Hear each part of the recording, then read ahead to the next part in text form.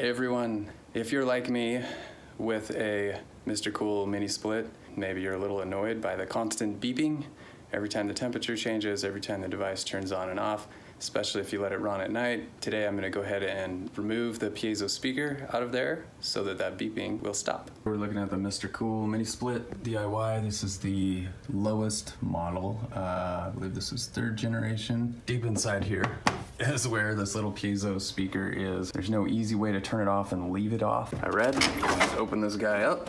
Start by opening this panel right here, disconnect the wiring, and we'll pull the whole top piece off here. We're gonna pull off this panel and you can actually just kind of pry it, it'll snap right off. Disconnect the wiring so that we can pop the top off. So you can see we've got the plug here that connects the head up to the main unit here. So we're gonna go ahead and disconnect that.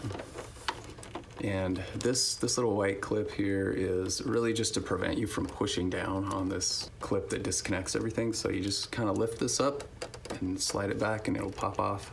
From there, you can push this clip down and then it should come right apart. Pop right out. I'm gonna try that. There we go. There we go.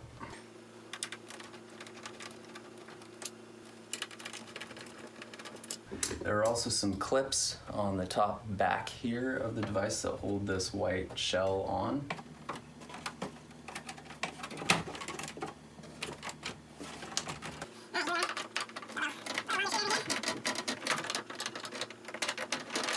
Alright, we've definitely got something holding on in the middle. I took a little play. There was something holding it together. It feels like it was just some plastic clips. I had to kind of like bend this out and push it up at the same time to get those to separate. So let's pull this cable out here and I think we're free. We're gonna get up in here and take the screw off of here and try and pull this power casing off.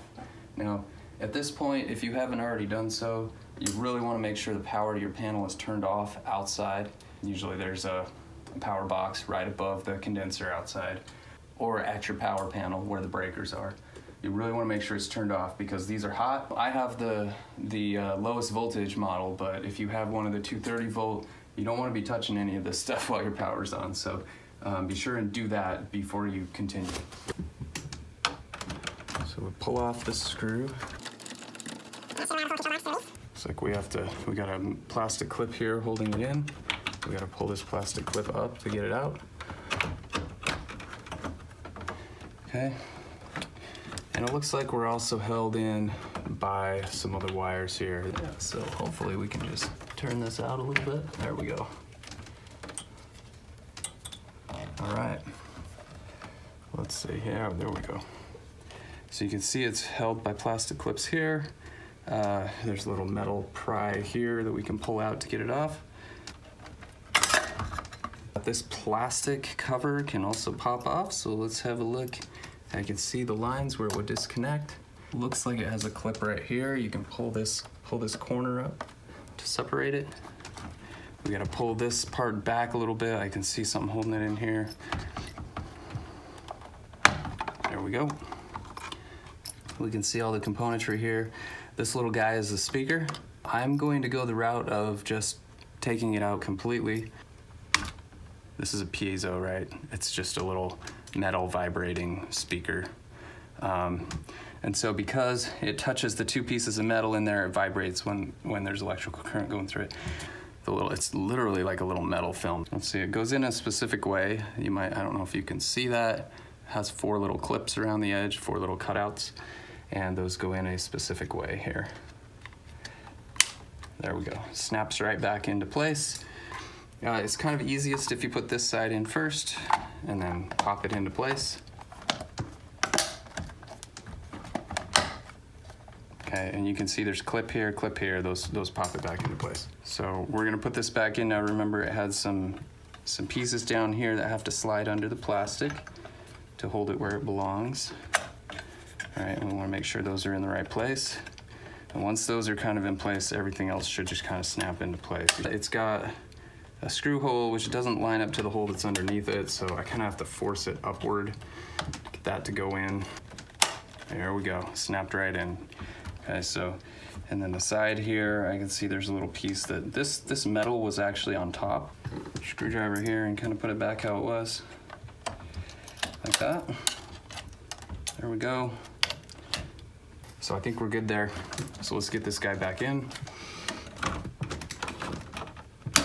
We're gonna screw it back in.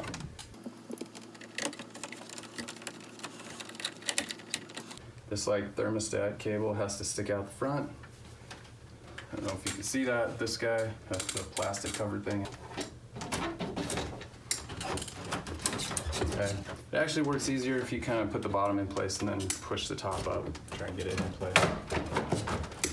All right. Feels like we're back in place here. Make sure that this treble area right here, we need to make sure that snaps right into place. Okay. And then the top clips up here need to be pushed back and down. Pushed back and down onto their clips. Okay. Oh, feels pretty solid. I think we're back in place. So now we got to put these screws back in and the center screw down here, and then we can reassemble all the remaining pieces.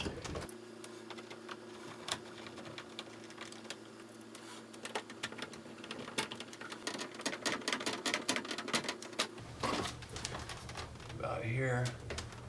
You can see the hole where this goes in. There we go. Put that guy in. Let's make sure that these wires, thermostat, everything is kind of where it belongs. So remember the thermostat has to come up here. It snaps into this top cabling area. And we want to make sure that's there because it's checking the temperature. And then this power wire comes through the second area, right? And then we'll connect that up. Remember on this wire we had a little white clip that held it in place. I'll put that in there.